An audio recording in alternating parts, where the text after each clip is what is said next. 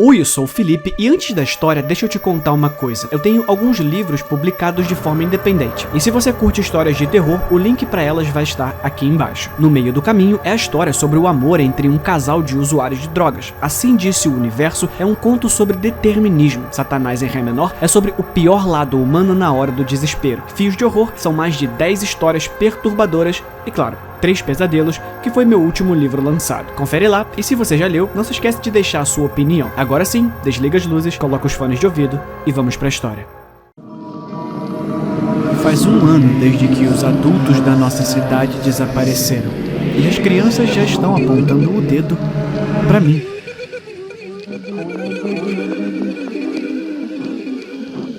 Eu estava gritando com a mamãe quando ela explodiu. Não só ela, 99,9% da população adulta da nossa cidade. Mas eram pedaços de seu crânio que estavam grudados em meu rosto, e seu sangue turvava a minha visão. Você pensaria que um grupo de 16 anos saberia o que fazer em um apocalipse em toda a cidade, certo? Não. O que sabíamos era que nossa cidade estava em quarentena devido a um evento sem precedentes, e os sobreviventes eram considerados perigosos.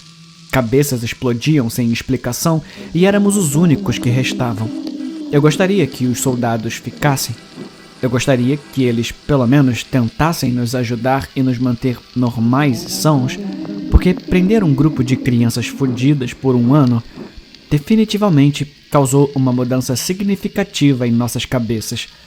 Os soldados pararam de enviar os kits de sobrevivência e estávamos sobrevivendo com Coca-Cola e barras de chocolate. As gangues se formaram. Você não pode ficar isolado do exterior sem formar um grupo semelhante a um culto. O boato começou com Cassie King, que o espalhou pela sua própria gangue antes de se espalhar pela cidade. Havia muitas teorias. Os alienígenas foram os mais proeminentes. Bruxas eram uma novidade. Eu vi no Twitter, disse Cassie, quando fui arrastado no meio da noite na frente de uma multidão. Os Sinclair são bruxos. Foi tudo o que o tweet disse, postado há um ano. Que apontava para mim e meus 2 irmãos, também arrastados violentamente da cama. Nossa líder autoproclamada, Gracie Lockhart, insistiu em um julgamento. Nas suas mentes famintas e delirantes, livrar-se das bruxas traria os adultos de volta. Então, nos amarraram à árvore do fundador no meio da cidade. Era o nascer do sol quando Gracie cortou a garganta da minha irmã. Você é uma assassina! Meu irmão sibilou quando ela brincou com a lâmina em sua bochecha. E você é um bruxo. Gracie zombou. Isso tinha selado o acordo. Eu via a contração em seus lábios, a escuridão formando teias de aranha em seus olhos. A porra da magia. Eu sabia que ele estava usando isso também. Daniel era o bruxo da nossa família. Eu também estava usando, mas apenas para coagir alguns pensamentos. Como eu poderia saber que vai se fuder e morra significaria metade da cidade? Quando os lábios de Gracie se dividiram em um grito que rasgou seu rosto, corroendo seu crânio, Daniel deu um pulo. Os braços ainda amarrados, os olhos 2 poças pretas, e fez a multidão voar para trás com um movimento do dedo ainda atrás das costas. Merda, você tá bem? Ele me abraçou quando eu o desamarrei. Daniel estava fedendo a isso. Esse tipo de magia era ilegal, extraída da energia escura que os humanos produzem naturalmente. Se ele estava usando, ele tinha feito isso? Quando o tempo todo eu pensei que era eu, sorri para o meu irmão, mas no fundo da minha mente, lembrei-me de um efeito colateral da magia. Quando um bruxo usa demais, ela começa a dominá-lo. Corpo e alma. Eu não acho que foi o Daniel quem sorriu de volta.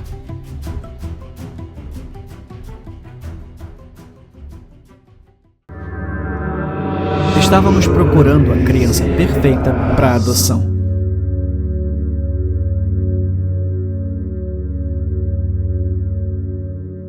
Úrsula parecia um pouco estranha quando conversamos com ela no orfanato.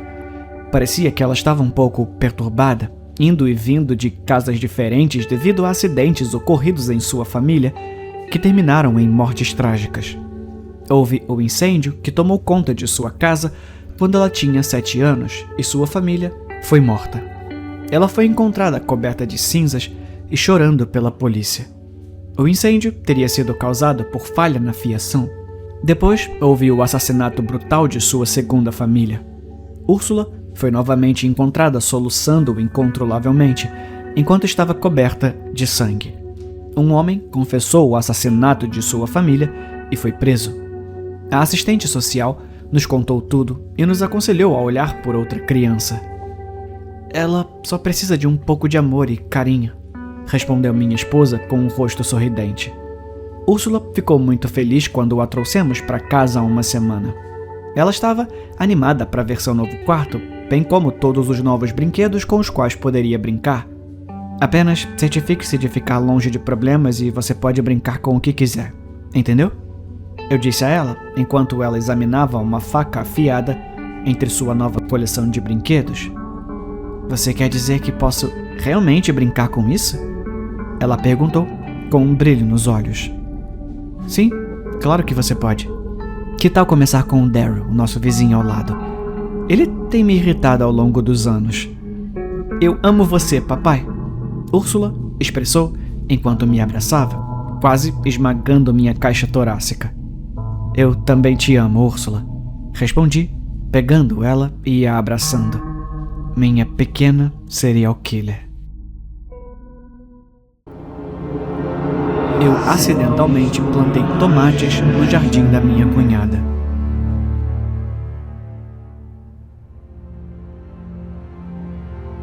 Dani e eu gostávamos de ir para a casa costeira do seu irmão sempre que possível, principalmente porque parecia o único lugar onde poderíamos fingir que nosso casamento não estava desmoronando, e como não tínhamos dinheiro suficiente para viajar nesse verão, graças às contas de energia, Dani perguntou se poderíamos ficar lá por uma quinzena inteira em julho. Aquele lugar era um luxo, jacuzzi ao ar livre, piso aquecido, sistema de home cinema. A única parte proibida era a parte de trás do jardim, que a minha cunhada, Andy, estava tentando transformar numa horta orgânica, embora em 3 anos ela não tivesse brotado uma única muda. Na primeira sexta-feira da estadia de Dani e eu, Mike e Andy chegaram sem avisar. Disseram que eles tinham organizado suas agendas para que pudessem se juntar a nós no fim de semana. No domingo à noite, enquanto estávamos sentados na banheira de hidromassagem, saboreando aquelas bolhas perfeitas, Andy trouxe uma tábua de queijos e um chutney de tomate que ela preparou. Todos concordamos que o sabor era incrível, mas ela ficou irritada com o fato de precisar ir à mercearia comprar tomates. Aquele jardim teimoso simplesmente se recusa a cooperar, disse ela. Depois que eles partiram na segunda-feira, Dani andou por aí, deixando o lugar fedendo com seu humor de merda. Fiquei perguntando qual era o problema até que, finalmente, ele bajulou Andy. A esposa impecável. Ele ressaltou o modo como ela saía da banheira de hidromassagem só para encher o vinho de Michael, e como preparava todas aquelas refeições especiais para ele. Eu respondi que ele retribuía esses favores com massagens românticas nos ombros e flores de surpresa, e que até tinha um belo abdômen, ao que Dani respondeu. É fácil ficar em forma quando você pode pagar um personal trainer. Discutimos pela casa, nossos ânimos aumentando até que a situação ficou tão complicada que me vi pegando uma faca de açougueiro para minha própria defesa. No caminho para casa, mandei uma mensagem para Andy com fotos do meu pescoço machucado. Disse que havia deixado Dani e que esperava nunca mais vê-lo. Mike estava um desastre emocional. Você também estaria se seu próprio irmão desaparecesse sem deixar vestígios? Eu disse a todos, não sei o que aconteceu com aquele idiota violento, mas aposto que ele tem vergonha de mostrar a cara. Toda a comunicação da família de Dani basicamente cessou depois disso. Até alguns meses depois, quando Andy me convidou para uma festa na casa deles, na costa. No segundo em que bati na porta, ela me arrastou para o jardim, passando pelos convidados aglomerados em torno de uma mesa de piquenique. Sabe, ela queria que eu visse que algo finalmente cresceu naquele maldito jardim dela. E enquanto eu observava os convidados comendo uma tigela gigante de molho com suas tortilhas, um enjoo úmido subiu pela minha garganta. Porque, no meio do leito de terra, Um pé de tomate solitário crescia no local exato onde eu enterrei o cadáver mutilado de Danny. E a última coisa que ele comeu foi o chutney de tomate da Andy. Finalmente resolvi o caso da minha irmã desaparecida. Eu sempre odiei meu pai, mesmo antes de suspeitar que ele havia assassinado minha irmã. Meu pai era violentamente rígido, rigoroso como os sargentos da marinha que lideraram seu pelotão no Vietnã, uma guerra da qual ele retornou um homem mudado.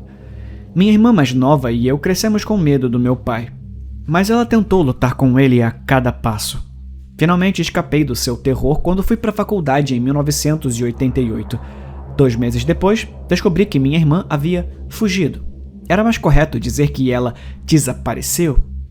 No final dos anos 80, as crianças fugiam com frequência. Havia poucos motivos para procurá-las. Eu sabia que ela tinha sido assassinada. Era a única explicação possível. Meu pai, idiota, finalmente perdeu a paciência e a matou. A polícia da época não conseguiu provar, então o caso foi encerrado. Durante anos, tentei provar que ela foi assassinada. Minha mãe disse que eu era louco. Meu pai brigava comigo fisicamente sempre que eu tocava no assunto. Decidi que não estava chegando a lugar nenhum. Depois de 1 década, convidei meus pais para minha casa. Eu tinha minha própria filha a caminho e queria fazer as pazes para que eles pudessem estar na vida da neta. Nos abraçamos e abri uma garrafa de champanhe. Um brinde à sua neta, eu disse, erguendo nossas taças. Minha mãe e meu pai beberam. Só eu? Não. Pronto, eu disse. Agora, finalmente, vamos descobrir a verdade. Do que você está falando? Disse meu pai. Vocês 2 foram envenenados. Eu disse. Um veneno desagradável também. Vocês 2 vão morrer em 5 minutos. A minha mãe riu. Para de brincar, menino. Olhei para os meus pais. Vocês 2 estarão mortos, a menos que me respondam. Eu levantei um pequeno frasco de líquido. Esse é o antídoto para o veneno que eu dei. Só tenho o suficiente para um de vocês viver. Então, me diz, qual de vocês matou a minha irmã? Eles me chamaram de todos os tipos de nomes, filho da puta, idiota, mas então eles começaram a suar, examinando o antídoto. Seu pai, ele matou sua irmã depois que ela ameaçou denunciá-la por todos os espancamentos, disse minha mãe. Ela tá mentindo, disse meu pai. A sua irmã se matou e nós escondemos o corpo para salvar a nossa família do constrangimento. Segurei o frasco acima da minha cabeça. Olha, eu vou jogar isso fora, a menos que eu descubra a verdade. Ok, tá bom, meu pai gritou. É exatamente como você pensava. Eu deixei meu temperamento tomar conta de mim. Eu matei ela, mas a sua mãe me ajudou a enterrar o corpo. Nós 2 somos culpados. Essa é a verdade honesta. Eu juro por Deus. Você tá feliz? Agora vai, me dá o antídoto. Obrigado por finalmente serem honestos comigo. Eu disse, entregando o pequeno frasco. Minha mãe começou a chorar. Meu pai ficou muito feliz. Ele abriu o frasco e bebeu. Que porra é essa? Ele disse. Isso é limonada. Ah, eu disse. Eu esqueci de avisar. Não tem antídoto. Eu só queria que você e a mamãe confessassem antes de ir pro inferno.